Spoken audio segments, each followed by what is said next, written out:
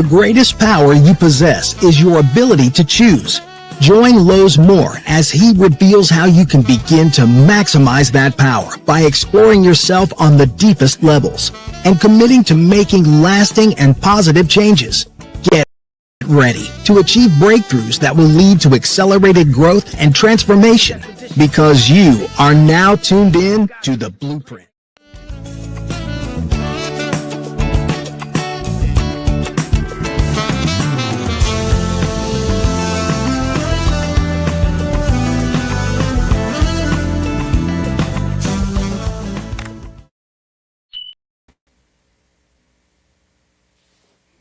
Good morning and welcome back to the Blueprint Podcast. I'm your host, Lowe's Moore, and I'm excited to be back with you guys another week.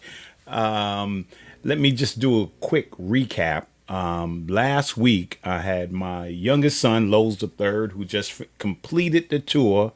Ain't too proud. The Life and Times of the Temptation. It was a whirlwind run from last September. Well, I have to say August of last year, 2020. And again, it's my oldest son, not my youngest son. Isaiah is my youngest son. And my oldest son. And, from August all the way to almost August again, the end of July, they completed the tour in Kansas City, Kansas. And, all the shows were in the theater, inside in the theater. And the final 4 or 5 shows were outside in Kansas City at the Starlight Theater, right? Seated 6,000 people. It was a totally different experience. I got a chance to fly and see a couple of shows in Kansas. And it was a treat. And now is back to the drawing board, back to auditioning and looking at the next venture. But I have to say this, it was amazing. It was an amazing run. And all of them, all the whole cast and everybody behind the scenes and costumes and all those kind of things, they were all amazing. Young people doing amazing jobs. And it was just an amazing experience.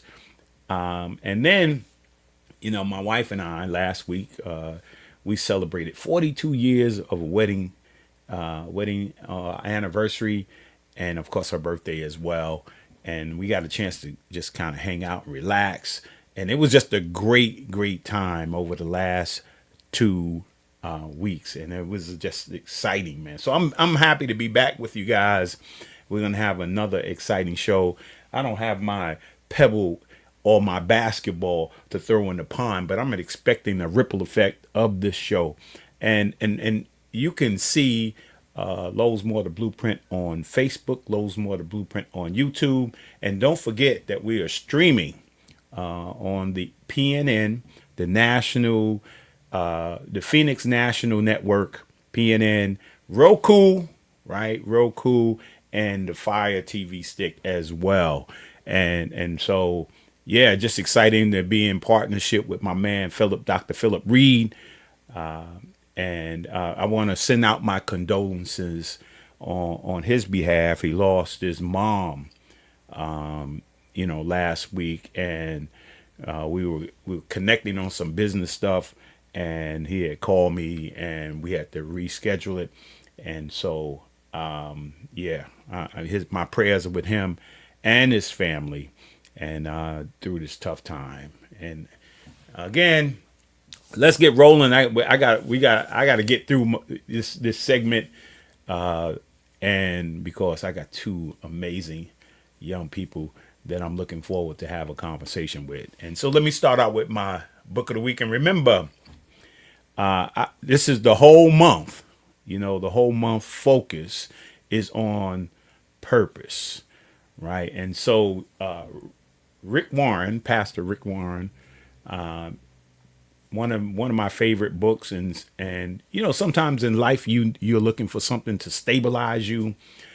Sometimes you're in life, man, and you at a crossroads and you don't know exactly which direction to go. I found that these 2 books right? Rick Warren's Purpose Driven Life kind of stabilized me, even though I was in my career and working. It gave me a vision and gave me a plan, and it helped me understand a little bit deeper about the importance of purpose, and it helped me to understand Dr. Miles Monroe's book, The Pursuit of Purpose. I had read it some years ago, and it's amazing. Sometimes we read things, but we just don't know how to make it a practical application. We don't know how to put it into play. And so Rick Warren's book, A Purpose Driven Life, helped me to take Dr. Miles Monroe's book and actually develop a plan and an action plan to move forward in my life. So two important books, and an important word is purpose. And so that's my word of the week. It will be for the remainder of this month as we transition from our summer experience. And although I'm going to maintain a summer mentality as we enter fall and winter, I will stay focused on being chilling like I'm doing in the summertime and relaxing. I'm going to take that over into the fall and the winter. I'm going to carry that with me, that mindset. And so the word of the week again is purpose. And then the affirmation, right? I got a few affirmations. I got to get through them.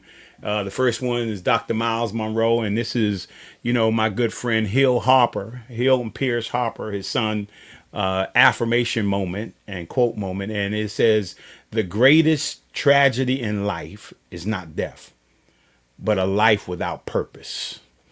And then, I have another one. I think I have another one up there. Is God's predestines everything so that the purpose precedes the destination, right? It's put in place, right? But we got a purpose, and our purpose is reaching to that destination. And then Pastor Rick Warren, I think I have his up there as well. Let me read this. It says, if you want your life to have impact, focus it. Stop dabbling. Stop trying to do it all. Do less. Prune away even good activities. And do only that which matters most. Never confuse activity with productivity.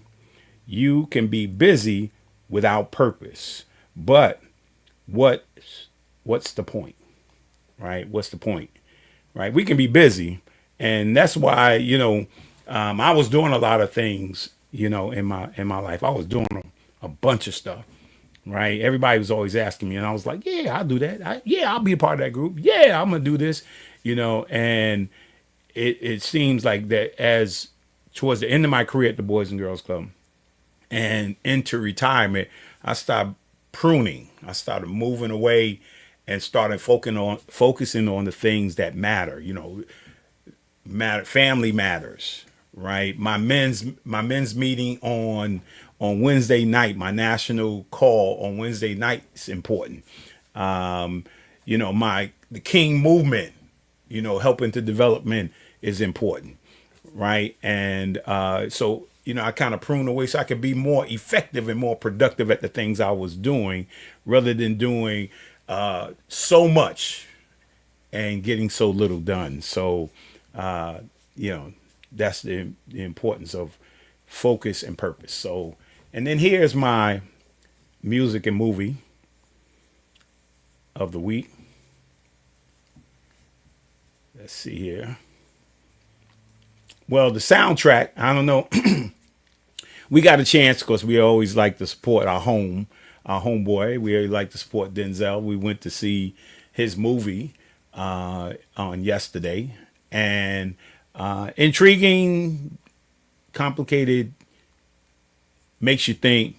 But the soundtrack, right? If you got a little old school going on, the soundtrack is hot. I mean, we got to relive some of the old songs back in the day. and throughout the movie, and it was just a joy to listen to it. They said the soundtrack was going to be great. Movie was good too, and so if you haven't heard the soundtrack, check that out. And then our children for our anniversary surprised us with tickets to Gypsy. It was at the end. Audra McDonald. The show is going to end on, I think, August the 17th. Is going to be the last show, and we got to go last Saturday and check it out. I mean, I've seen plays before.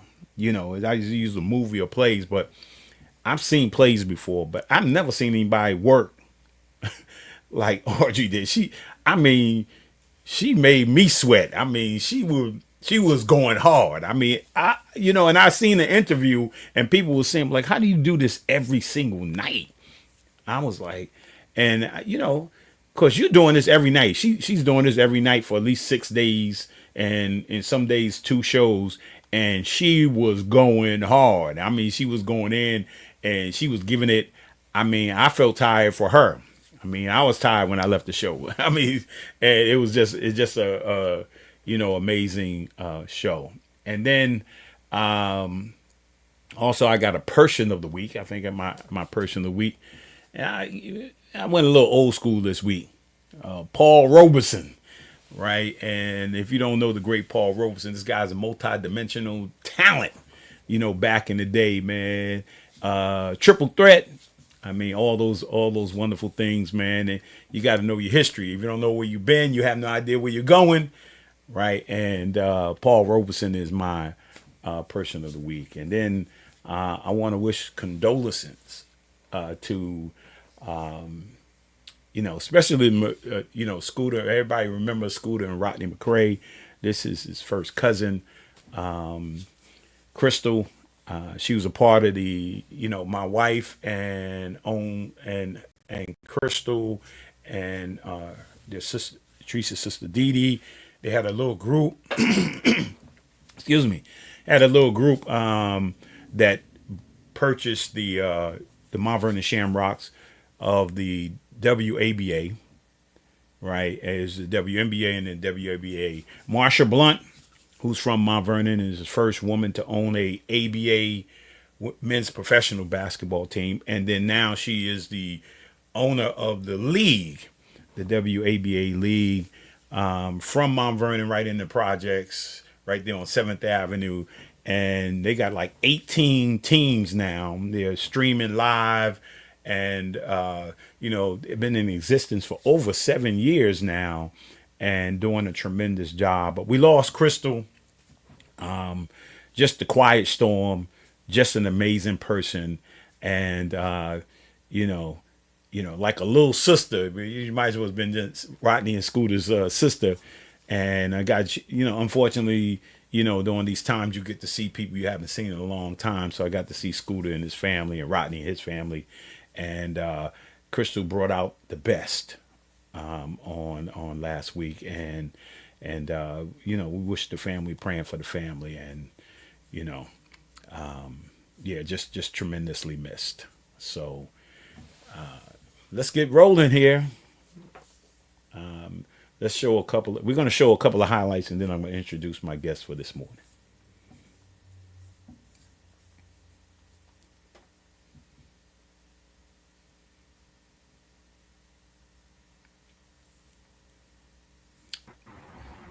Lowe's, pick it up.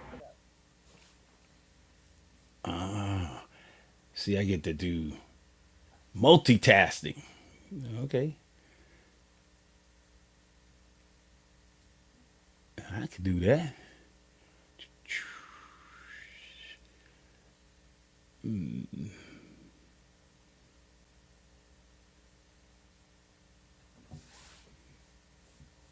All right. We got a little no sound here.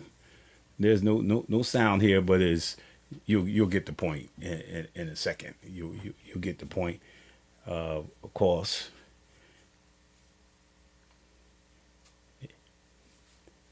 And then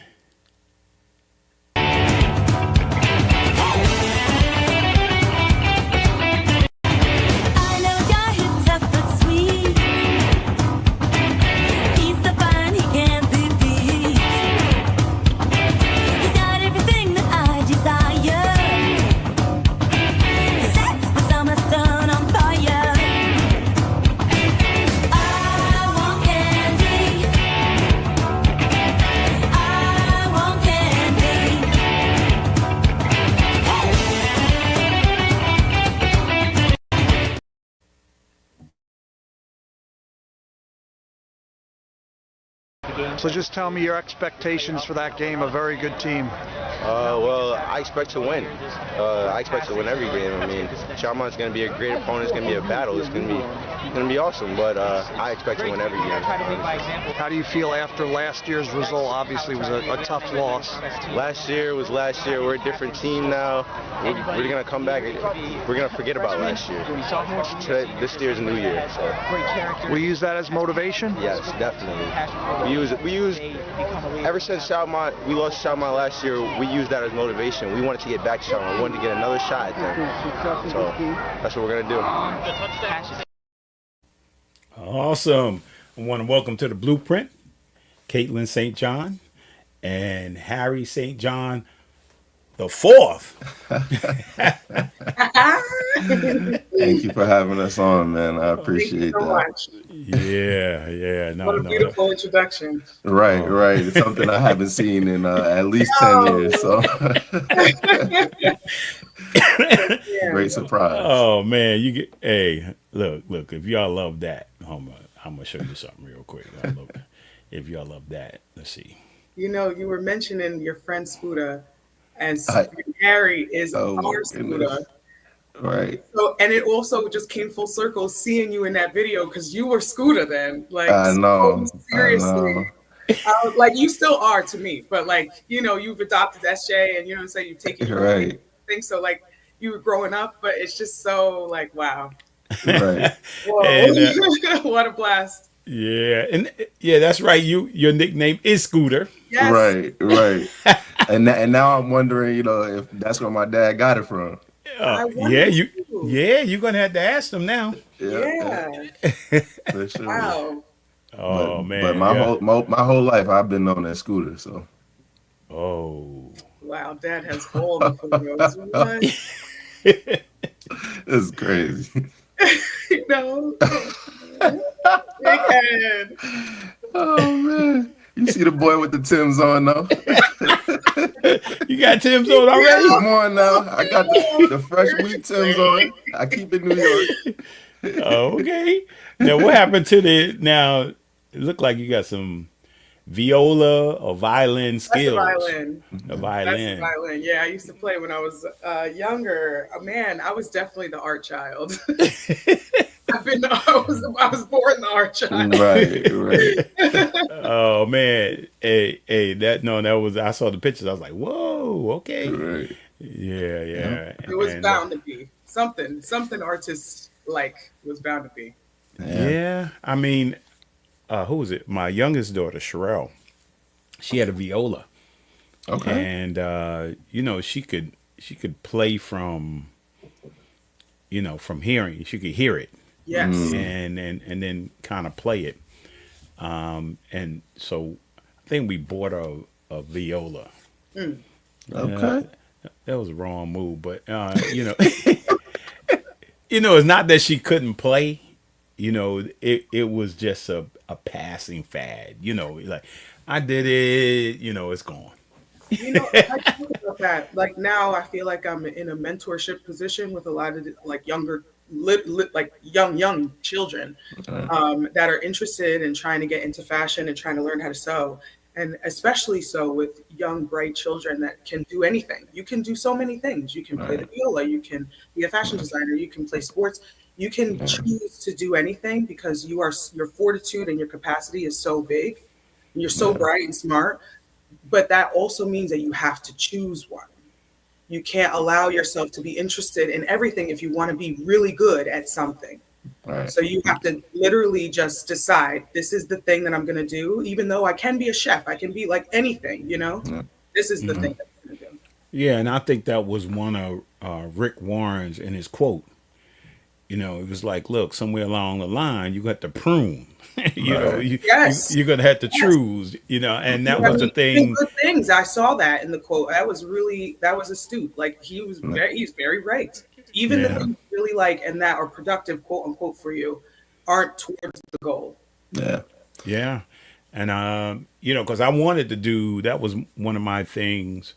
I wanted to do art. Well, two things I was good at that particular time. I'm growing up. I was saying like let's not that I was good at it. It was I was interested in it. Mm.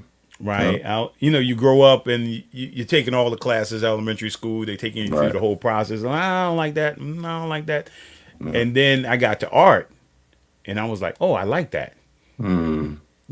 And then when it came to gym, that was, I like that, That's the one. Yeah. I like that. And then I realized that you can't do either of them if you don't get the others. Yeah. Yeah, if you don't get the science, the math, the English, yeah. So yeah. And I think that was the one thing. What you're saying is that, in the boys club back then, everything. I mean, they introduce, well, today it would be technology, but back then it was wood shop and ceramics, and then we had the old time printing press where you had to actually put the little letters in to make the, and we had to learn that because some people went on to be, to work for, well, back then it wasn't the Journal News. It was the Daily August or something like that. I mean, so people went, when you learn that, you learn auto mechanics, doing hair. Those are things that were introduced to us as we entered high school. You're going to be a barber, a beautician, you're going to work on refrigeration, so that showed us all the things, but somewhere along the line, you have to choose. Right. And to that point, I feel like, that's what, and I'm sure we're going to get into our father, but that's kind of something that I credit our father for. Like when we were younger growing up, he kind of had us doing everything. Like we played every sport possible. We did everything in terms of going camping, going hiking, biking, rollerblade, like anything that we could do, he was having us try, so that we kind of got that experience. Is your body capable of doing this? We're going to do it. Right. So that we kind of got that experience, and to Caitlyn's point, could then narrow it in because we got that experience. Okay, we tried this. We don't like this, or we really like this. We're able to narrow it down a little bit easier, as we got older. So yeah, I was talking to Lozy last week, my oldest son last week, and we were showing some pictures because he said, I want to play baseball, and then when he saw the kid get hit with the pitch, he was like, I don't want to play baseball. That looked like it hurt. yeah. Then he's at the mount, but he's like 10 feet away from the base, Yeah. And it was really over when they told him to put the glove in the ground. When the ball comes towards you, put your glove in the ground, and it'll roll right into your glove, and it roll up his glove and hit him in the chin. Yep. Oh, that was over then. I've had that experience before. And then we were all, here's our philosophy. Look, if you said you wanted to do it, you got to stay in for the season because you don't know, you won't know if you like it until you go through the whole season. Yep. So we went soccer, karate, everything that hurt him. He was like, look, I'm out. You gotta start getting a callus here, Yeah. You gotta get hurt. You get hurt and stuff. A little bit, just a little, nothing crazy, but you gotta get hit sometimes. The crazy part is like, okay, now he's in he's in the whole acting thing, and different hits. Yeah, and hits. He was dancing, and he felt like before the show he called me, said, I don't think I can do the show. My back went out. Oh, man. So he started so somebody three songs in, he's out, he's out. That's why they gotta have, they got backup, Right. And then he hurt his Achilles. I'm like, yo. Oh man. It's very much so a contact sport acting. It is. Yeah. So, and you talking about family, man, talking about your dad and, so talk about family, man, and how much it means to you guys, man.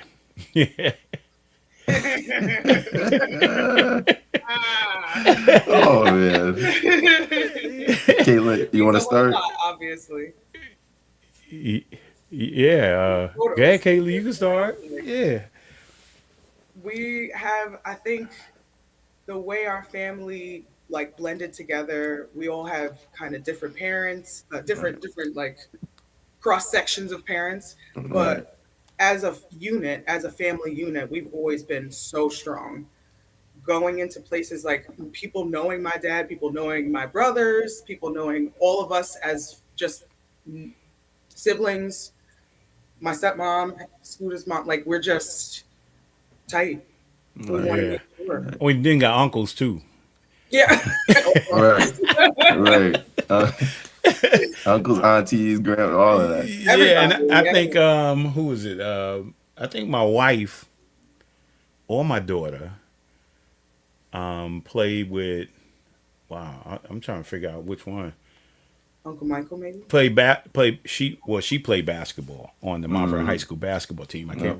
can't remember her name, but I remember her playing. I think that's the time when my youngest daughter Sherelle played. I think she may have been a senior and Sherelle was coming in as a sophomore. So the St. John's family just Yes. Yes. Literally. I mean, I bartend also. I That's part still of my hear little me. bio here. And when I was bartending at You can Newburgh, hear me, Lowe's? oh, that yeah, was I can hear you. All right. Scooter's your brother. We're at For SJ. me, family is everything, and the best way that I could describe it is a quote that we actually had up in our house. That was, "We may not have it all together, but together we have it all." And I feel like that's kind of the best way to describe our family. Like Caitlyn Absolutely. said, we all. He's up there in the Bristol area, so Uh-oh. I was wondering why I was doing that. I was like, why is he coming? Yeah, there we go. That's Uh Bristol oh. for you. Uh he up there in the Bristol. Ain't nothing else up there but deers oh. and the antelopes. Yes. Right. Right. Oh man, yeah, Y'all can hear me though. Y'all yeah, good? we can hear We you. heard Yeah, that quote that you gave us that was in the house. Okay, yeah. So that's I feel like that's the best way to describe us. Like Caitlin said, not having any full siblings technically, it never felt like it growing up at all. Like I honestly, I really didn't even understand the concept until I was probably till we was moving more upstate. Like I really didn't understand that we have different parents because it really always just felt like we were one. We Oh, never yeah. preached being separate or anything like that, and it really helped me a lot Yeah, growing up, to be honest, I think it yeah, helps. and not really seeing. Not really understanding how strong of a family we really had until I got older and started seeing some other examples. So yeah. And Caitlin, you were saying, Yeah, I'm just totally agreeing with that point. I forgot as I was listening to you, I lost my train of thought. But I just like, oh, I think you said that we never felt like wanting for some other siblings or right, whatever, a right, different version of what we are. And I think that has really informed us even now that we're getting older and we're like starting our own families and starting our yeah, own paths. We can rely on each other and talk to each other and have that closeness that you right? need, in your right, family. Yeah, yeah. And so when you think about having that such a strong unit, I know for me, when I look at family, a lot of my habits, my mindset. I look back at my mom and I look at my grandmother, right? And I look back and say, wow, they gave me the importance of family, yeah, right? They gave me the importance of faith and they gave me the importance of education. So, from that perspective, kind of talk about what they have given you to make you stronger and help you to move forward. it's a great question. Yeah.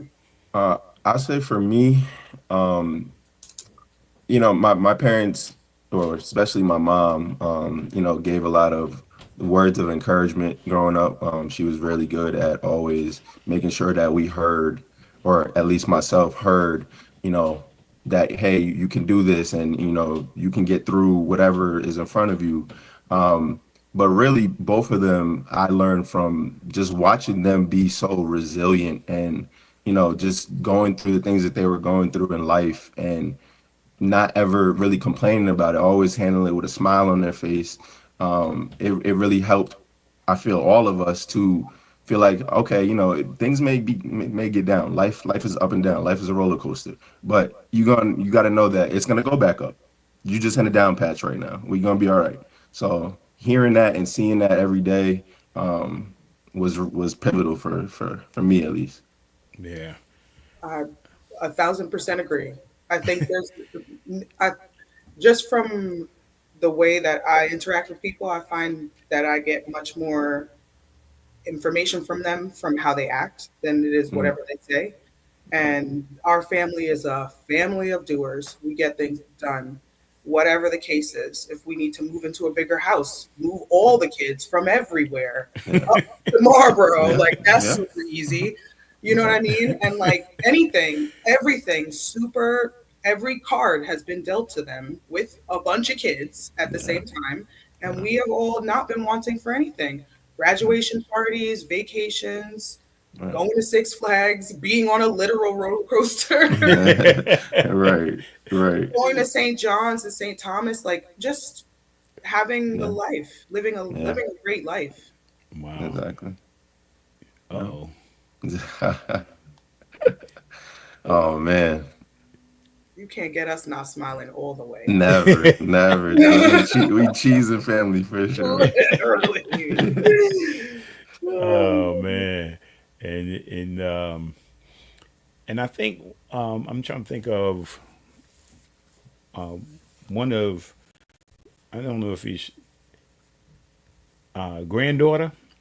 I think Harry and I was struggling, having a little problems growing up. And I remember Harry coming to the club. I remember praying. We was praying for her, and because I think she was going through some surgeries and different things like that, man. Yeah. And we were so thankful, man, when things. She's doing so great now, by the way. I know. Oh, yeah, She's doing yeah. amazing. Because Harry showed us showed us a picture when she was younger. Yep. And I was thinking like, and then I was seeing some pictures recently, and I was like, wow, she was playing baseball. She was doing, I know. I still remember her playing at that baseball game when we went out to Lydia's mom's. Yeah. She's like catalyst. that little girl is a soldier, man. She really is. She's always been that way. She's always been that way. You wouldn't even tell that she went through the things that she went through. And I always say she's been through more in, the first 10 years of her life than most people go through in a lifetime. So Literally. Yeah. Literally. And 10 times over. right. And now we got our new little bundle of joy, Callie. And I remember I go back when you talk about blending a family. I used to always wonder. One day when my my mom and dad said, you have a sister. I was like, I have a sister. I'm like, okay. Right. And so when you're a young kid, you don't like, hi. And then they brought, my sister came to visit, and she lived in Brooklyn. I was like, why is she in Brooklyn? Right. I didn't quite understand it, but as soon as we connected, every week, Friday, my mom and dad used to pack us up after work, and we would go to Brooklyn, and my father's sister's house. She had a bunch of kids. I mean, a bunch of kids, 9, 10, I don't know, a bunch of them. And so I used to go stay with, I didn't even know my grandmother on my father's side lived in Brooklyn with my sister. Oh, wow. So every weekend I used to go over there, and we used to just have a ball. Yeah. And I used to always wonder, like, hey, why doesn't Evelina live with us? It's kind of confusing at the time. And then when you talk about, children with special needs, my youngest son, Isaiah was born with spina bifida. And so he's been in a wheelchair, all his life. He's going to be Yeah. 30. He's going to be 30 in September, and Wow. he's coaching able-bodied basketball. So he's in the That's wheelchair, awesome. but he's coaching AAU and all, That's awesome. and he played wheelchair basketball, and Wow. trying to finish up in college and stuff like that. So Yeah. yeah, you get to see the other side, and Malia, my sister's granddaughter, all kind of complications, but you see them now, Yeah. right? And it makes us stronger. It makes us aware, and it makes us a stronger family, when we come to the support, Yeah. right? And then, we didn't baby Isaiah. Mm. We just allowed him the same rules apply, Yeah. right? And the same motivation that we would give every kid is the same motivation to go as far educationally as you can and to achieve, and to grow. And we're going to be right there to support you. That's what a team does. Yeah. Exactly. And that's what I guess you guys are talking about, like really Yeah. family is a team, Absolutely. Yeah. And Absolutely. yeah. Some of us have strengths and some of us have weaknesses, and as a unit, we support all. Absolutely. Right. Yeah. Right. Speaking And- to that strength, it feels like, having anything that we do individually, we know that we have the backing of the entire family always. So Yeah. it's a great feeling to go out to the world knowing that you'll have that support. Yeah. And so as as your family, help to nurture that side of faith and the importance of family and education. Talk about,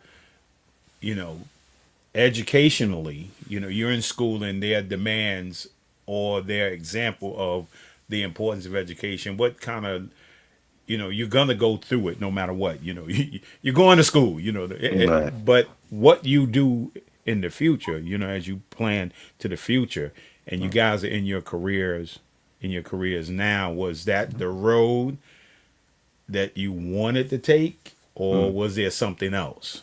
You want to go first? I'll go first.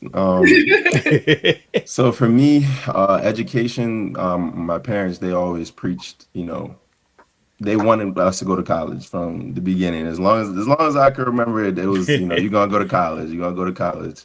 It wasn't really a choice, to be honest. But for me, being in high school, I wasn't the greatest student, to be honest. Like I wasn't as focused on my books as I should have been. I was, like you said, I loved the gym, and I maybe loved like one or two subjects, like history I always loved or whatever. But the rest of the subjects I kind of struggled in, and so my focus, I was like, I wasn't even sure if I was going to be able to get to college, to be honest. But being the athlete that I was, thankfully, afforded me some opportunities to be able to go, and from there, really, it it helped so much, the transition that I made, being from a football player my freshman year, my second year, kind of going through some trials and tribulations with the money aspect and everything, but also playing basketball. Afterwards, I was able to transition, into being a full-time student and really taking my education serious and turning everything around, because always remembering, my parents was telling me when I was young, hey, you need to get this education to fall back on, because it's not always going to be guaranteed that you're going to, be in the sport that you may want to go into. So Yeah. Yeah, definitely. Yeah. Caitlyn, you? No. I did not do the thing I set out to start. I did the same thing, went to college right after high school. I was always very good at school, classes, math and science, math, especially science, any practical application stuff was great for me. My 18-year-old brain went, well, then you should be an accountant. Very weird, very weird. But then I stuck with that. I really went through, got my 4-year degree, went into operations management, and just kind of did that for a while, and realized slowly after 10 years of doing it that it was really the wrong decision for me. I am a work with my hands kind of person. I like to create things. I like to engineer things, which is why I make clothes. um, and I think the biggest transition for me from that work into designing slash crafting was working in hospitality. As soon as I started bartending and I got that that kind of gratification that comes from setting up a bar, managing a whole shift of drinks and a whole program, making sure everything is stocked, breaking down the bar, cleaning down the bar, and then going through that wabi sabi kind of every day, every week. It really instilled in me like the actual work ethic. Like, what do you need to literally do to get from idea to creation to execution to production? All your customers get to see, feel, taste, and touch the things that you make. And I think that was when my brain clicked into that. That was in 2019. I started making clothes, and the first clothes I made were real bad. They were real bad, real bad. You gotta start somewhere. You know, but they were in your head. They were in my head, and nobody else can do it. Nobody else can, grow that seed for you. You got to do it for yourself. So yeah, after grueling through a few outfits where I was like, "Ooh, I might wear this outside," I kind of propositioned myself to a local tailor near me. He's about two minutes away of walking, and I said, "Hey, I've made a few pieces. They're not great, but I'd really like to start to get better at this craft and just understand it better." And that was 6 years ago. Wow. Yep. Yes. I'm very grateful. So it's just been once I made the resolve through all of my career, through all of my education, it was really just about like, okay, here's all this stuff that you know, now what? And it was this. Wow. So Scooter, you? So, for me, where I'm at now, I'm happy to say, I'm working at ESPN now. I've actually just completed my first week as a stats analyst, and the journey to get here was, rough, but to be here is everything. Really, like I said, kind of leaving off after that freshman or that sophomore year, after I stopped playing sports and everything, I had to kind of make a decision on what I wanted to do. At the time, I was technically a business management major. And I was like, I love business. I love everything that has to do with it, but I also love sports. And I know I always will have a passion for sports. So I'm like, that might be a real opportunity for me to make an impact in the future. So from there, I decided to switch my major, and everything kind of just changed from there. That's when probably I kind of met you around that time, because I was trying to just figure out how I could get my foot into the door of the sports industry. And through thankfully being lucky, and my father really kind of being our manager, he was able to put me in touch with some people, and I was able to get an internship. And from there, it kind of made everything real. It made it feel like, okay, I can really do this. Like, this is what it really looks like. And I go through my last 2 years doing very well, but coming out into a pandemic, unfortunately, graduating into a pandemic. So as there's not really many opportunities, especially in the sports industry, straight out. So I kind of had to pivot and figure some things out over the past couple of years. I wasn't necessarily in the roles that I wanted to be. Your dad telling the story down there, I guess. Yeah, I see you. I see you. If I don't tell it, he gonna tell it. So You know what I'm saying? right. So yeah, like the last couple of years, I wasn't necessarily in the roles that I wanted to be in, but now being here, I kind of never gave up, kind of manifested where I was at, and now I'm happy to be in this position, seeing and have the privilege really to be working for a company that I grew up idolizing. So yeah. And what is a statistical analyst? So a statistical analyst or stats analyst, our job right now is really kind of what I can describe as the heart of what ESPN does, in terms of our data and everything touches every point of the company. We watch all the games and we make sure everything is coming in accurately. If it's not, we are the ones that are changing everything, calling up the different leagues and the different universities, schools, and everything, and getting all that information and packaging it in a way that the Sports Center anchor could use, or when you're looking at your ESPN, you're watching the bottom little ticker or whatever and seeing all the scores, and we're making sure all of that is accurate, and we're actually controlling all of that.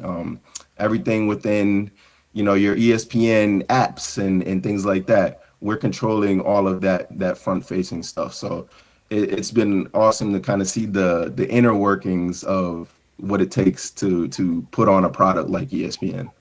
Yeah, and I'm assuming that they're always, when somebody, in terms of the world of creation, Yep. we remember when the only sports we received was on a local level, Yeah. and somebody started talking about sports or fashion.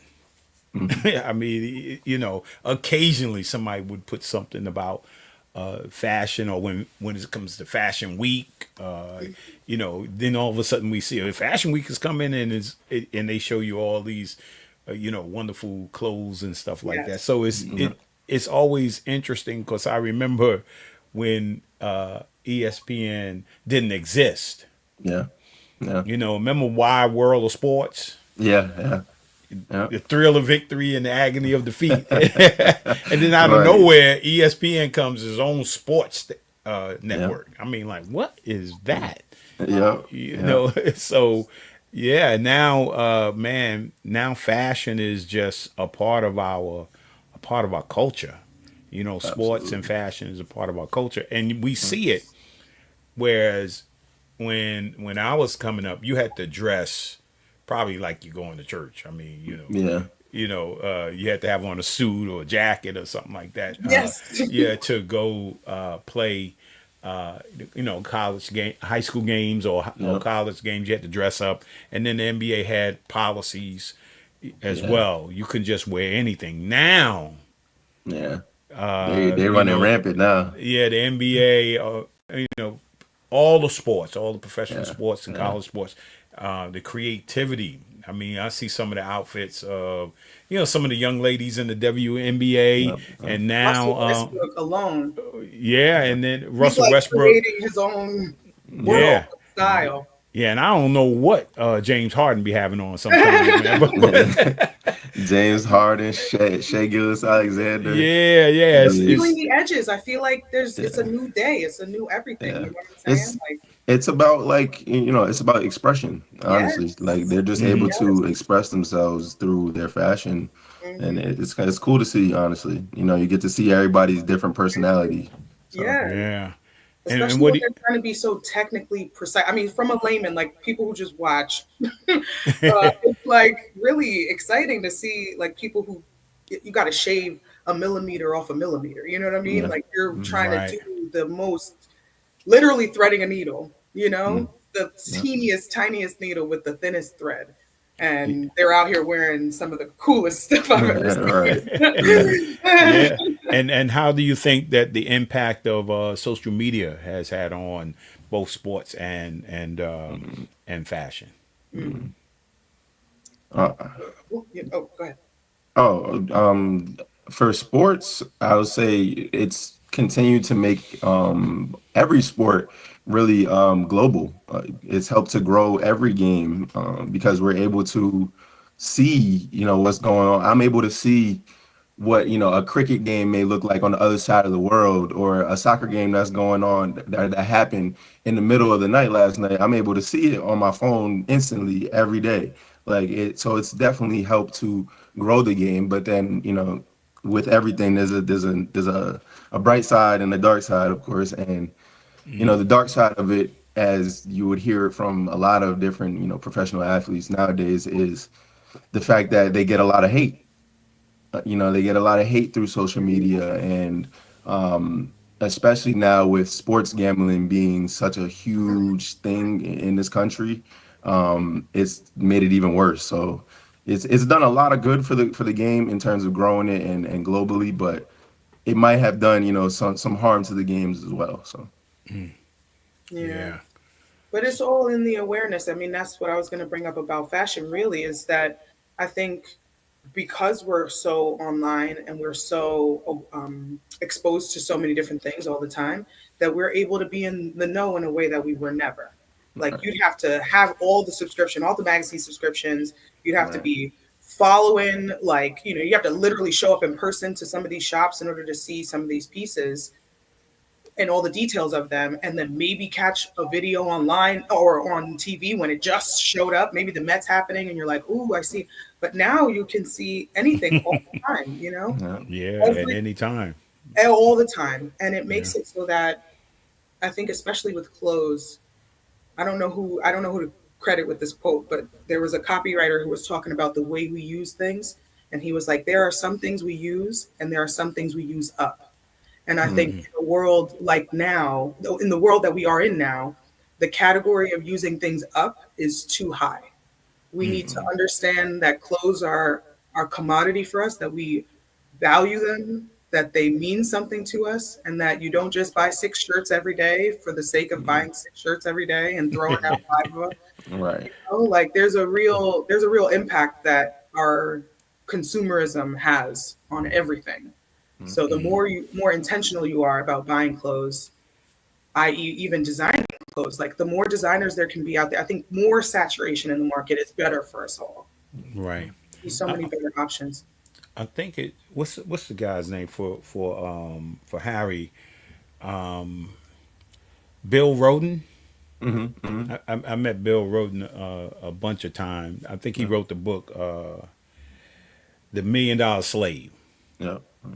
And I was at his book signing, and I had a copy of his book. And in his book, he talks about how he used as a journalist, how he used to go to football games, major football games, and he would be the only journalist, black journalist in the industry. Wherever he went for games, to report on games and stuff like that, and how the industry, at that particular time he's starting to see the industry evolve, right? And in terms of, do you see, because you mentioned earlier, right, the struggle of particularly African Americans getting into the industry. Sure. And it's definitely not saturated with with us. Right. But now you're starting to see a growth. Do you think is it better? It's never going to be easy, but is it becoming better, because we're starting to see so many more, both male and female, people of color, in the industry. So so is that good for you? Do you like the way it's going? Absolutely. Like you said, it's definitely been getting better for I'll just say minorities in the industry, period. Like, we're getting more opportunities. But for me, like I said, growing up watching the program and watching, the sports industry, seeing certain figures like a Stuart Scott, or even, a Stephen A. Smith, and even some of these newer guys, like a Ryan Smith on Sports Center and everything like that, seeing them being on there and being successful really was inspiring to me, and it really kind of showed me that I could do it. But I feel like overall in the sports industry, it's getting better because we're not only getting educated, a lot more educated, but we're getting the opportunity now to show that we're educated and that we can do it and be in these positions and thrive. So, right. Absolutely. Yeah, and same question to the fashion world because back in the day we were non-existent Yes. in the And fashion world. practically still. Practically still. Yeah. And I mean, so it's in the, just in my limited experience working with the people that I work with. Is there another black designer last year? No. There were 11 of us. And everywhere in general. Like there's so few. I was even, as you were talking, Scoot, I was like, who even are some of the black designers that I know? You know what I'm saying? Right. Like, honestly, even to my own self, that's telling all on its own. Yeah. I a quote that comes back to me that dad used to say to us a lot when we were younger, where it's like you have to be exceptional to be normal, you know? So I feel like that is just in my bones as the way to be, you know? I don't even necessarily regard, I know I'm black. Let's move on. You know what I'm saying? Like, Right. yeah, yeah. Right. you know what I'm saying? Like there's work to do. And I feel like the more fortitude I've had towards like disallowing somebody to use, because people, it goes both ways where people are like, oh, life is so hard because you're black, but also, oh, here you are getting all these accolades and blah, blah, blah, because you're black, right? So it's like, geez, can I even, Right. am I smart or not? Right. And I think a big person that I gather inspiration from is my grandmother, my mother's mother. She got a master's degree when she was 40. She's about to be 100 in January. Congratulations. So she got her master's in the 60s when affirmative action happened. And she made sure everybody got an education. My mom, my uncles, and my aunts on my mom's side of the family, she made sure everybody got an education. She is such a light of a person and the fortitude within her is just boundless. So I think there's no excuse almost. Right. I don't have any excuses. If Right. she didn't have any excuses in the 60s, I certainly don't have any excuses in 2025. Right. Wow. And I think that when I did a little training with Ben Gordon growing up with the Boys and Girls Club, and one of the things when he came back home and he wanted to talk about, hey, what should we do for Ben Gordon Day that turned into a weekend that turned into a week?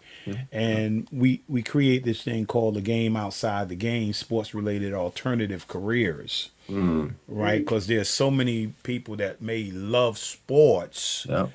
right? Absolutely. But will never will Be an be athlete. limited Right. on whether or not they will play on the court, the field. Yes. Yeah, Exactly. And so if you really love it, what's the alternative? Right. Right. And then how do we make you be aware of the alternative? Yeah. Right. You want to act, dance, sing, but what's the alternative? Yeah. Could be, oh, I love the whole thing, but I'm just not a good Right. singer, actor, Right. and then so you start looking at, well, can I design clothes? I mean, Right. I met so many people that do the makeup for the stars. I mean, Right. that's their whole profession is just to do the makeup. Denzel had a person that goes around with him and cuts his hair. Well, with hair, I mean, I don't know how much hair you got left, but I mean, you know what I'm saying? Like there's, and I used to take kids. I used to do chapel for the Nets, Yeah. right? And so I used to take kids with me. And after I do the little chapel, a little 15 minutes or so, we would stay for the game and grab something to eat. And then I would ask them the question. I'm like, what do you see? Right. And they would look on the court and they say, I see the coach, I see the player, I see the referee. I said, well, what else do you see? Yeah. Right. Because they need to become aware that somebody's announcing that game, somebody's keeping the score, somebody's doing security, somebody's doing marketing. I mean, there's so much going on because all you seeing is the game, right? So There's the a lot of same, people that make that possible. right? It is. I mean, with Losey's Ain't Too Proud, getting to meet the producers, getting to hear from him about all the things. Like somebody got to dress him when they come off and on. Somebody got to be there. Yes. Right. So it's so much, and so to make young people aware. What would be your thoughts to make more people aware as we try to increase the numbers of black fashion designers or people that want to become in the world of journalism or journalists. Yeah. How do we do that? I mean, you know. I think for the creators and the doers, like fashion designers, like people who paint, practical applications, you're gonna have to go get out there and do it. My first few pieces were real bad, but your fortitude is the thing. Practice makes literal perfect. Did you hear Dad say that in your head too? Yes. Yeah. Practice makes perfect with whatever you're doing. So you have to do it. And through your work, you'll see where you need to improve, and you'll work on that more, and you'll just get better. Yeah, I'm gonna have to call him up and update him. I mean, perfect practice makes perfect. Yeah. Oh yes. Yeah, you got to identify what the purpose of it is. That's true. And then once you understand what it is, then you can practice it. Yes. Yes. Yeah. Yes. I heard, that was our saying coming up at the boys club. Practice make perfect. So Caitlyn, talk about some of the things. You got the brand now. You are who you are. So yes. So I've launched. Yeah, you launched. Oh boy. What's currently going on? So I have Hudson Valley Sustainable Fashion Week is a collective of designers. We design up here in the Hudson Valley, and we have a focus on sustainable practices, whether we upcycle pieces, whether we make and create completely brand new pieces, but it's all based on found materials, donated materials, that whole ethos. And it's been really fantastic. I started, my inaugural show was last September, and I'll be having my sophomore show the end of September this year. Out in Red Hook. Yeah, that's not the piece in the middle. That's my piece from last year.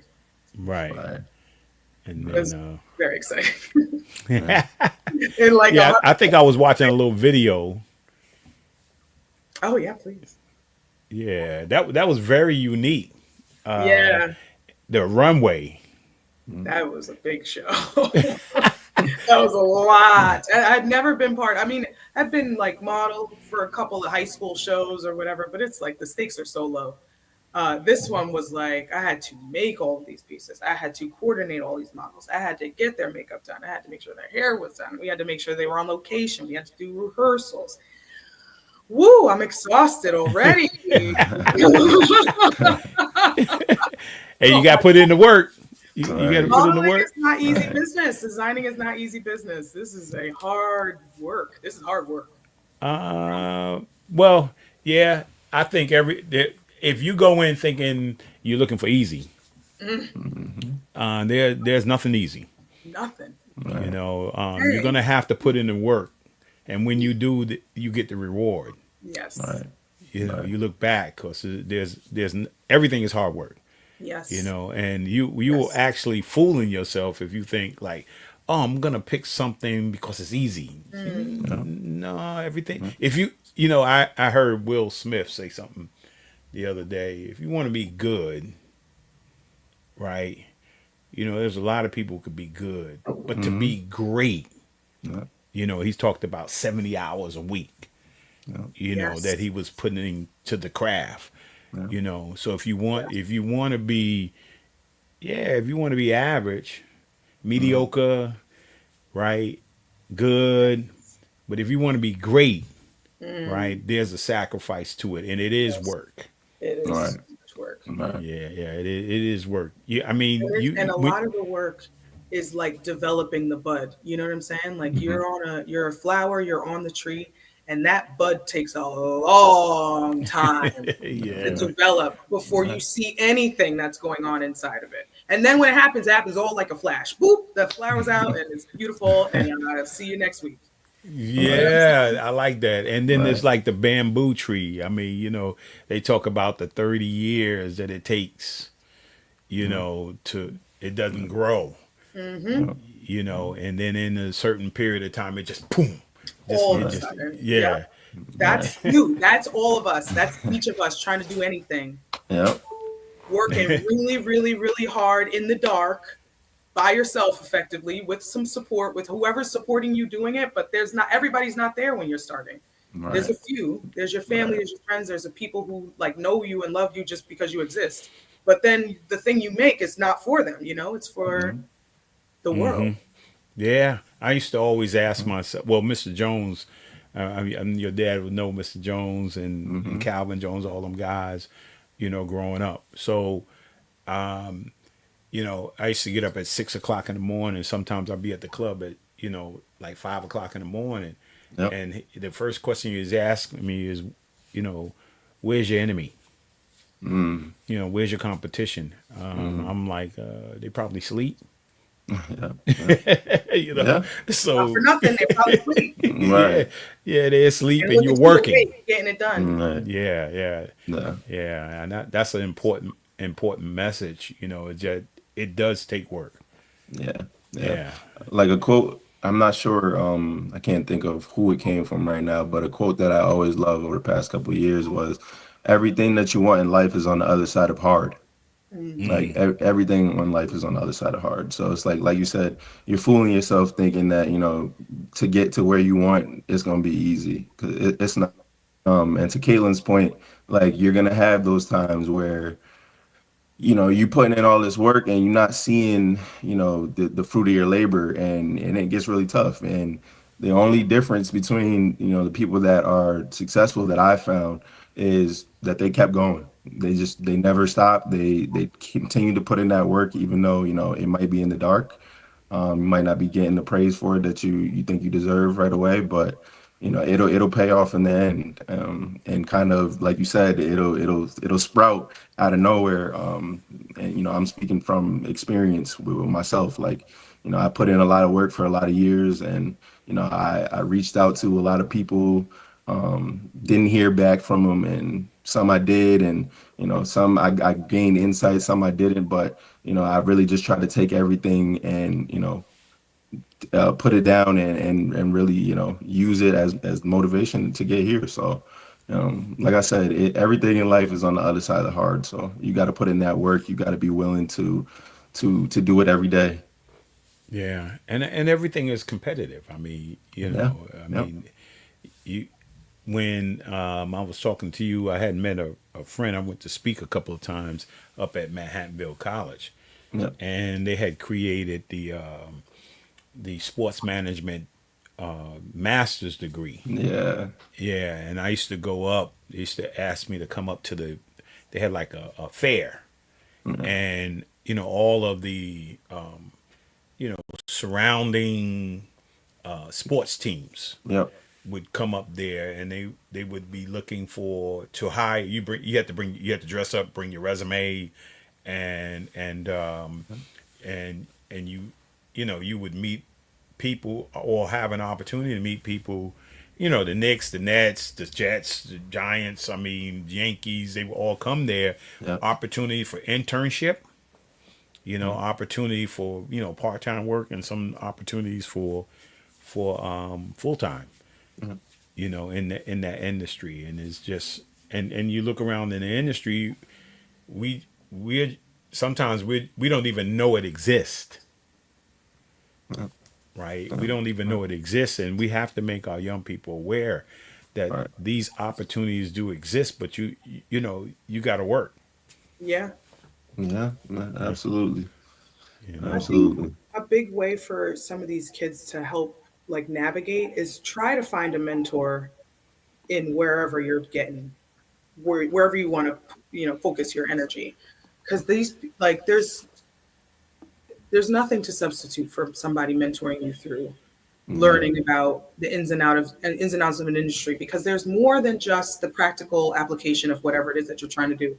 I want to be an auto mechanic. Okay, have you ever talked to somebody you've replaced the brakes? Have you ever talked to a layman about what you've done and that whole customer service aspect of doing your job? There's all of the facets of your profession, as a tailor, to have it's almost like bedside manner, like a doctor. I stand there and I got to touch your body, I got to move clothes around. I got to move your body around. Like that's intimate. You got to learn that from somebody who's done it, you know, give you a good handle on how to be professional and how to do that well. You know, you can try, you can learn, you can read a book, but there's nothing like another person having lived experience giving you that. You know. Yeah, I remember being in the NBA and you get to Atlanta. I guess Atlanta was a place to be, you know, when you get to Atlanta and they said, yeah, man, this guy's going to come visit you in the room. And I was like, okay, you know, and he comes up, he said, hey, you know, whatever his name is, he said, look, this is what I design suits. You know, so he'd come in the room, he said, are you interested in, you know, purchasing, you know, suits? And so he would measure you right there in the room. Right. You know, and then of course that was, to some people, that was like the shoe. There was a black owned shoe store for men, you know, and where all the guys used to go when we make that stop, you know we're going to get, you know, measured for suits. And we know we're going to go down to the store because we got to get a couple of pair of shoes, you know.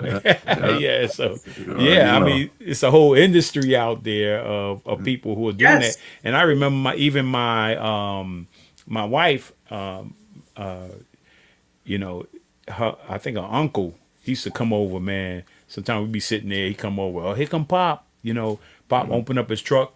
And he come out with all kind of designer dresses and you know out the trunk of his car, you know. So, you know, fashion is a big deal. You know, and I think we've kind of gotten away from where fashion has become more lax.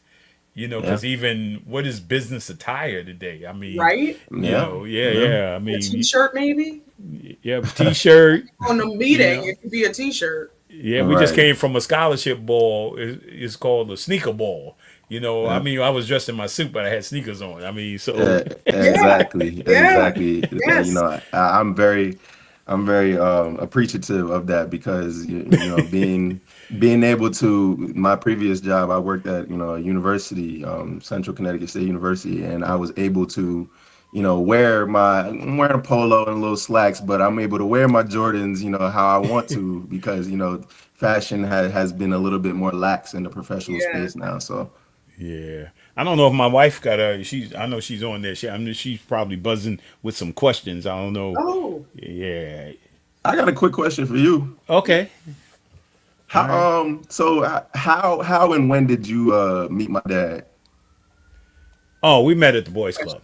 Okay. Yeah. We were little kids running around the court. I think he's I don't know if Harry is older. I don't know if he's older.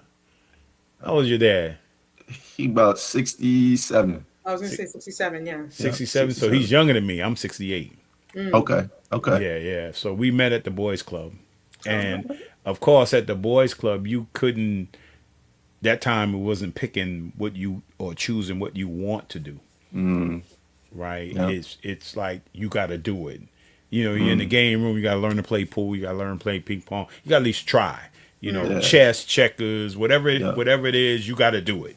You know, you go in the gym, it's volleyball, wiffle ball, whatever it is, you know, dodgeball. You got to do it. Ain't no like, I'm afraid to get hit with the ball. No, you doing it. Right. You know, and so that's where we learn that competitiveness, and we learn whether or not, you know, that you have to try something before you say you can't do it. Yeah. So, and we've been connected like that all the way through, from growing up in the club and then going on to our respective careers, to returning to the club, playing, doing alumni things. You know, like I said earlier, the softball, you know, and of course, you know, your dad had the, you know, whoever the star was at that time, man, that had gear out, you know, the Dr. Day shoes and the headband, you know, or wear your afro out. He had all that stuff on. I can't confirm that he's still like that to this day. He still has it all on. Yeah. If he supports you as an athlete, he's gonna buy all your gear. Yeah. So, you know, Seriously. now it's golf, so I'm sure you got a Right. couple of Tiger Woods outfits. Yeah, but you he's still got out there in the tracksuits, really. Oh right the yeah, tracksuits. He got every Tiger Woods shoe that he ever came out with, man. That's my dad. yeah. It is my dad, yes. That's interesting, man. Oh man, and he came up to I think he was at Gus's going home service, Yeah, and I remember seeing you got a picture. yeah, man. Yeah, Oh, That's my favorite picture with Gus, man. yeah. Legendary, wow. very Yeah, legendary. and then I of course I gotta. My little soldier, man. And Yeah. then Oh yeah, during COVID. Oh yeah, that's my beautiful fiance. yeah. So when's the date? So right now we're planning for March of 2027. Woo! That's a long way, man. Hey, Well, we need a little runway to Surprise. plan a little bit. he's on that Hudson Valley runway. That runway was long. We just got to make sure everything is right. I think we're gonna have actually Caitlyn helping out my fiance with her dress and everything. So Oh I don't man. have to do that much work. She's already so gorgeous. right. Okay. Oh man. Yeah. And what was? What's going on this? Oh, she said some sneakers cost more than shoes. Yeah. So, Oh yeah. Nowadays. My son-in-law is ridiculous. I mean, he got storage for his shoes. Oh, wow. two. He got every Yeah. kind of shoe you could think of. Right. Do you think your family foundation has been the catalyst for your success? Yes. Absolutely. Absolutely. I don't know where I'd be without my family. I don't think that, I could have been successful without them, without the foundation that they provided really. Yes. Seconded.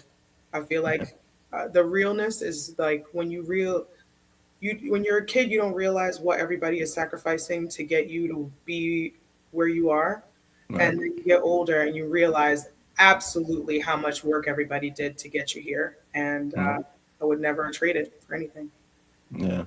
And at the same time, I feel like, it's also continued to be a motivating factor to keep going, really, like seeing what my mom and dad did, to get me here, and the sacrifices, that they made. It continues to push me forward. Mm. Yeah, and then for them, I mean, we all have certain levels of resources, Yeah. and and you use those resources. Like when he called me, he said you was looking for some internships, and and I was trying to, use my resource, Yeah. to make sure that you got an opportunity because that's really what it's all about, Yeah. and recently, it's not recently, but a good friend of mine, his father's an alumni, but I remember him as a little kid, Yeah. and he ended up working in premium sales for the Brooklyn Nets, where his responsibility was to sell the floor seats and sell the packages for Sharani.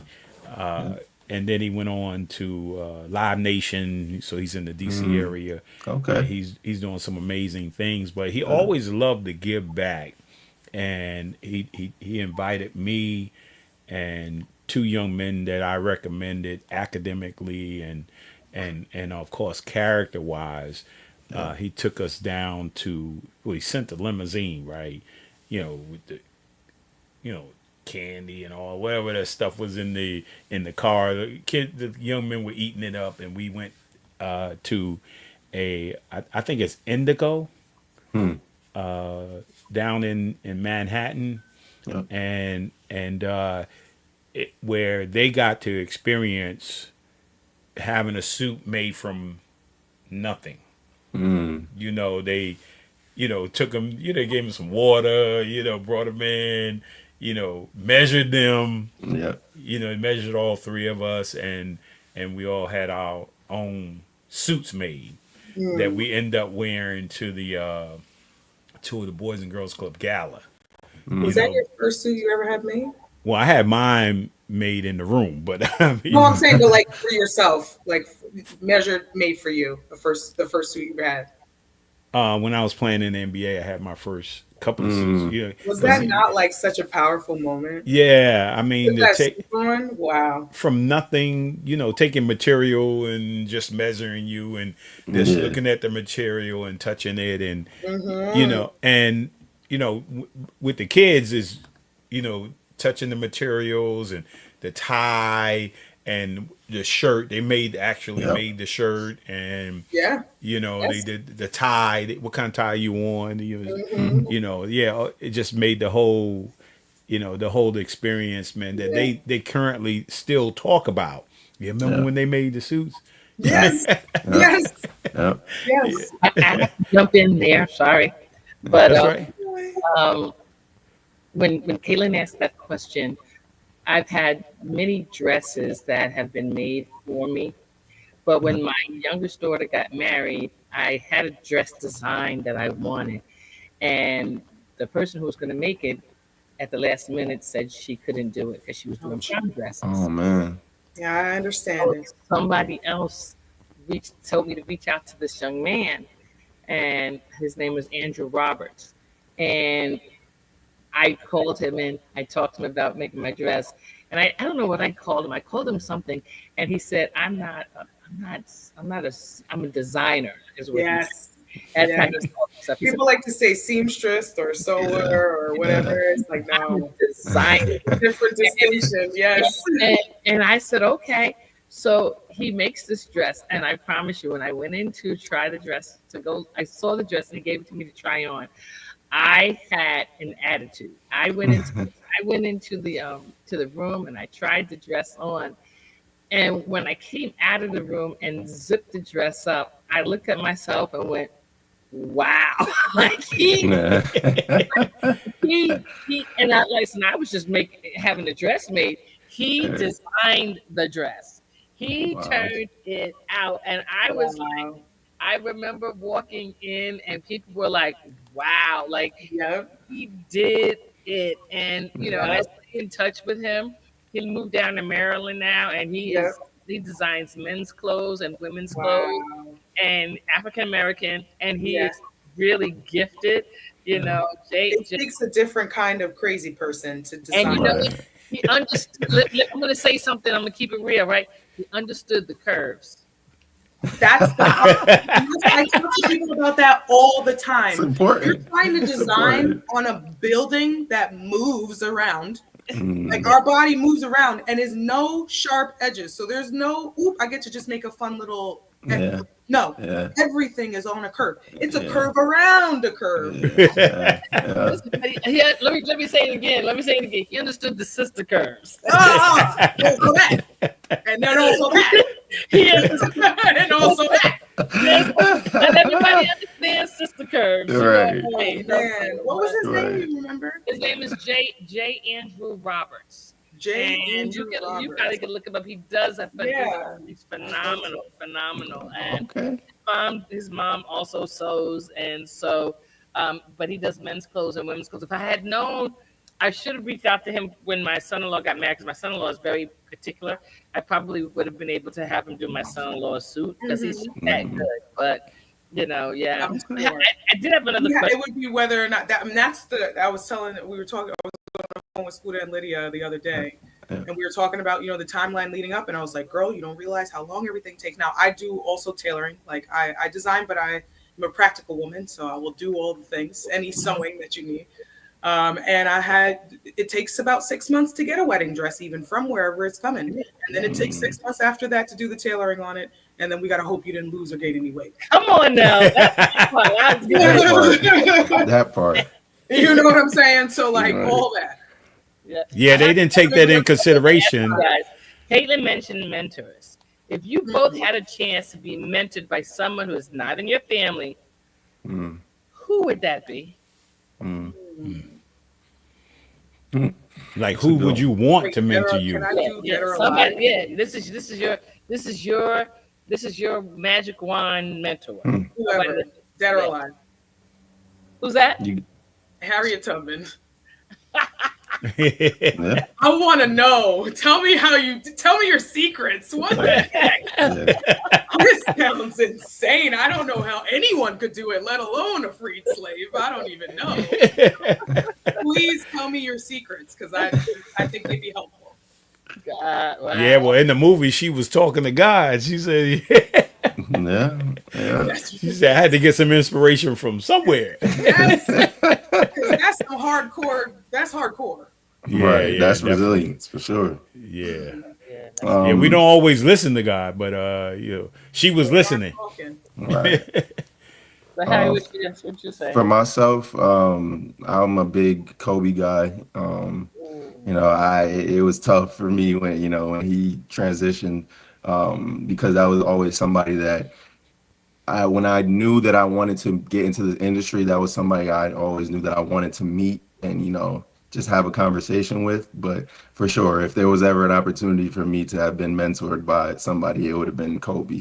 Just the mentality that he possessed for life, period, not only just the game. I would have loved to be able to tap into that. Awesome. What about a journalist that you? Journalists, there's some, guys like Stephen A. And then, like I said, like a Ryan Smith, somebody that I really kind of revere that works, over at ESPN. I would love to be, and I may even have the opportunity to, have that one day, kind of talk to him and be mentored by him on what the industry and what it takes to be successful in it. Yeah. While we have you here, Mrs. Moore, I wanted to ask y'all a question as well. Okay. I know that y'all were celebrating, what was it, like 40 plus years of marriage, right? Yes. 42. Yeah. First of all, congratulations on that. But I just wanted to kind of know, what are some keys to a successful marriage? Like, as you heard, me and my fiance are, going to be getting married in a couple of years. So, me or you? Well, for me, I would have two points, right? Friendship, right, Yep. and the power of communication. Right. Okay. And because sometimes in marriage, man, you trying to, well, this is in terms of the sewing, you're trying to weave stuff together, right, that was naturally separated, and so doing their own things, and so sometimes the only person you could hear in a marriage is you. Right, even though you've gotten married.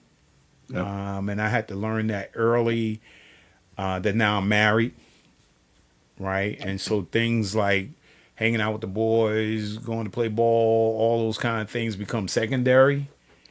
They don't become your priority. And I had to learn that. And then I had to learn, a part of that communication is I had to learn to listen, because I wasn't always listening. Yeah. Right. And I don't agree. I think you listen very well.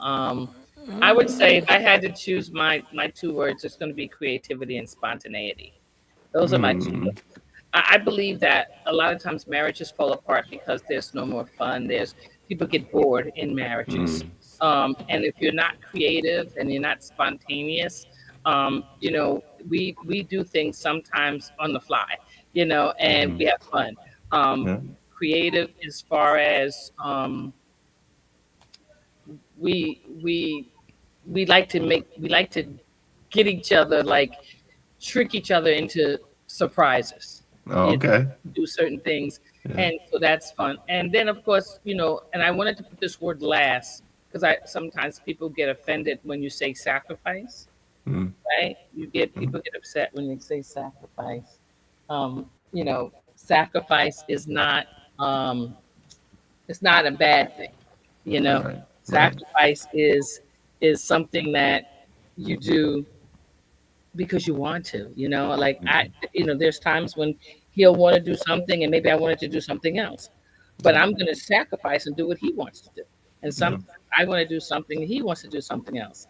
And sometimes he'll sacrifice to do what I want to do. And you can't do the sacrifice and then throw it up in somebody's face. Well, I sacrificed for you, you sacrificed for me. Right. We have fun together, and we golfed together. We basketball. We had things in common. The things we had in common, we did. The things we didn't have in common, we learned. If I could give that advice. So we were basketball players. We had it in common, right? There were things I didn't learn golf. I didn't know golf. He knew golf first, but I learned golf, right? And so that I could spend time with him. So there were certain things that we learned from what the other one was doing, so that we could spend time with each other. Yeah, and I think a couple of my friends would say when I was playing golf with them, I said, "Oh man," we were at the end of it. He said, "Oh man, I got to get my wife some golf clubs." They said, "No, we play golf to get away from my wife, not to give them golf clubs." I said, "No, me and my wife can hang out playing golf." No, that's beautiful. In 104-degree temperature when nobody else was on the course but us. And the squirrels, even the squirrels were hiding. Oh God, nobody's out here. Wow. That's And one of the things we didn't say was our faith. We are faith-filled people. We pray for each other, and we have each other. Yeah, you definitely need prayer in marriage. We pray. That's the key. We're praying people. So, our faith in God has really. That's why I said the word strand is not easily broken, and so we tied ourselves up with us and God. So. Yeah. Amen. That's it. That's beautiful because it even, we see it right now. I mean, you are very involved in the podcast, and that's awesome to see. That's awesome to see. Even not to put you on blast or anything, but I thought it was so adorable. You were talking about taking a walk after the podcast, and you were like, "Well, what about now? Well, maybe we could do it in 15 minutes." What? I was like, "Oh my gosh, this is like a masterclass in how to negotiate." You know what I mean? It was beautiful. Yeah, because she was saying yesterday she wanted to go for a walk, and I was like, "We're going to the movies," And so now today I'm like, "Oh, we going for a walk?" I had to ask her. Right. It's great. I was like, "Oh, this is awesome." Yeah, it's really a joy, and we counseled couples before we married them. We had one couple we counseled for a whole year because they wanted it before they got married, and and we believe in really making sure you know each other before you do go down that path, because I want it to be a path of no return. Yeah. And I mean that not in a negative way.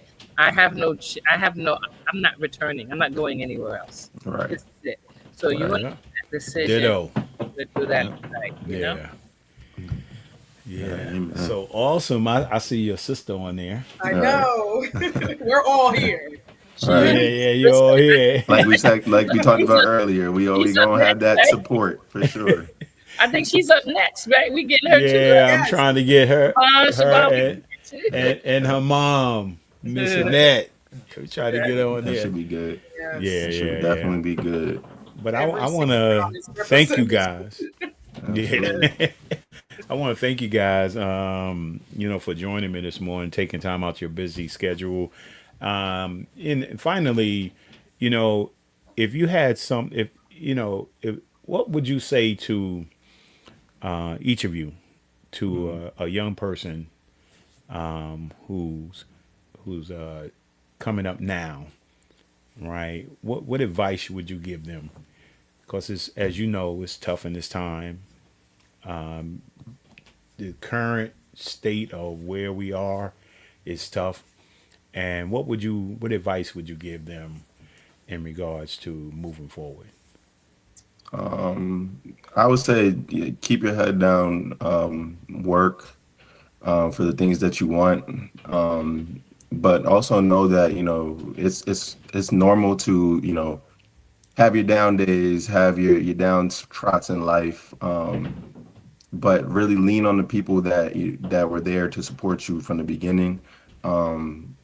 Seek, it's okay to seek some type of, therapy or faith, or lean into some type of support system, because it's difficult to be out here, like you said, nowadays, and you need that help. You need that help sometimes, for sure. And it's okay to go receive that. So Yes. Caitlyn. Absolutely. You got to put your head down and get this work done. Wherever you're going to push your energy, you have to put your head down, do the work that it requires, learn, do research, do all of that stuff, and produce. I'll show you a little bit. I got all my designs behind me. I got my workstation, looks like a mess. All those designs behind me, they don't come from nowhere. You have to actually cut the fabric. You have to actually work the pattern. You have to do it all. Yeah. And then through doing is how you know what you want. Yeah, and there's one last thing I wanted to say, Caitlyn, because I remember that my mom, and I think every mother back in the day, right, when you couldn't afford to go to a store, and they would go get those patterns. I remember my mother cutting out those patterns and making her dress, and she have all these different patterns. Yep. And and of course I took in home economics. Yeah. We had to learn how to sew. To hem your pants and all that kind of stuff like that. My mother used to teach us those things, and but I used to sit there and watch her on the sewing machine. Making her dress or making my sister's dress. Mm-hmm. Of course, maybe you can afford to get the pattern and the material, but you couldn't go out and buy the dress. I mean, so yeah, back in the day, you had to be able to sew. Yeah, right? Yeah, it was practical. Right. Yeah. So I wanted to say that. So again, thank you guys. I appreciate it, and I wish you the best. Right, Thank you. I'm gonna follow you guys and keep watching, and maybe I get out. Hey, maybe I get out to see you. Let me know. I was gonna say, if anybody get out to a fashion show, when is it? At September 20th. The show is on September 26th. It's a Friday. The show is at dusk because it's on an apple orchard. It happens outside, so it's very much in tune with whenever the sun sets, and then show starts. So it's a very exciting time. If you are anywhere near it, I would highly encourage it. It's so fun. And it's where? In Red Hook, New York, September 26th. Okay, yeah. So send me something. Let me put it on the calendar. Sure, yes, of course. I don't know about going up to Bristol, man. When it start getting cold. I hear you. But I was looking for ESPN when I was up there, but I was like, I gotta get out of here before it get dark. But you might not be able to come up here, but I'm planning on starting my own. Well, I have started. I just haven't put out anything yet. But starting my own YouTube channel. I'm gonna be putting out various content around sports. But also I'm gonna be starting a podcast called Excellence Through Athletics, ETA for short. So once I get that kind of set up, I would love to have you as a guest on there. Oh yes, sir. My pleasure. All right. That sounds good. That sounds good. All right. Well, hold on a minute. Thank you so much for having us, Lou. Thank you so much, man. This was a pleasure. You're welcome. I enjoyed it tremendously. Yeah. I knew I would, but you, Miss Patrice, Mrs. Patrice Moore, you are fantastic. Right. It was a pleasure to get your perspective on this as well. No problem. This stays on, so if there's times, particularly that you want to show somebody, hey, I'm on. If you want to learn a little bit more about it, I'm on. To go to Lowe's More Blueprint Podcast on Facebook or on YouTube because it does stay on. I did put up your couple of contacts for you, Caitlyn, going forward. So hopefully people can pick that up if they want to reach you. You can always put something up later. You can go to it and you can add your link to your show, to the podcast, so that people watching can catch it later on. Okay. Perfect. Because most people will probably join in tomorrow night, because that's what the normal show is. I'll probably look at it on tomorrow night to see Yes. that it's already on. Okay? Cool. Absolutely. Perfect. Both of you and great work. Thank you. Thank you. You guys as well. Absolutely. Thank you. And, for all you that support the Blueprint Podcast each and every week, man, I love you guys. I look forward to seeing you next week. Man, God bless you. And I say this each and every week. If the Lord allows you to wake up tomorrow, make tomorrow your masterpiece. God bless you. And I'll see you next week. Thank you. All right. You're Thank you welcome. guys. Bye. Bye-bye. We really hope you enjoyed this episode of Lowe's More, the Blueprint Podcast. Stay connected and follow us at our website, www.lowesmore.com. That's LOWESMOORE.com. You can also join the discussion on Twitter at Lowe's More and on Facebook at Lowe's More Jr. As always, thank you for pushing your mindset towards a better reality. This concludes the most thought-provoking portion of your day. Don't forget to like and subscribe to this podcast to stay fully up to date with everything we're up to. Until next time, be kind to yourself and each other.